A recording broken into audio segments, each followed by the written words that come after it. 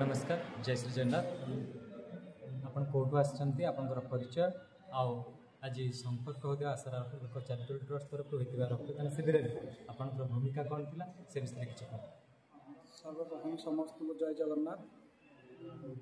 संपर्क उदय आशा लोक ट्रस्ट मो सभापति अंतर्जामी बरा आज अनुगुल जिले मुख्य चिकित्सालय आम रक्त शिविर चालू अच्छी आई शिविर में समस्ते अनुकूलवासी जोगदे पिला कॉलेज पिला भी जोगदे। तो आज आम रक्त शिविर कर कारण हूँ ग्रीष्म ऋतु खरा दिन जो ऋतु से आमर रक्तर आवश्यकता टी अधिका हो जाए। तो से आम विचार कलु जे आम ट्रस्ट तरफ अनुगुल जिला नहीं कि खोर्धा जिला नहीं कि विभिन्न जिले में आम संपर्क आशा ट्रस्ट तरफ आज रक्तदान शिविर चालू अच्छी।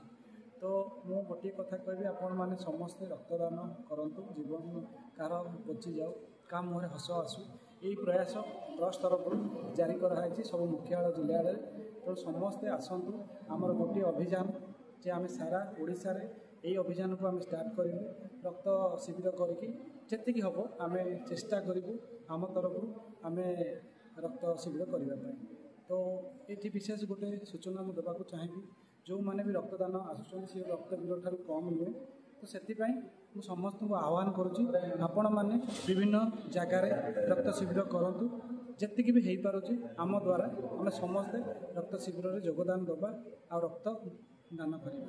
जय जगन्नाथ।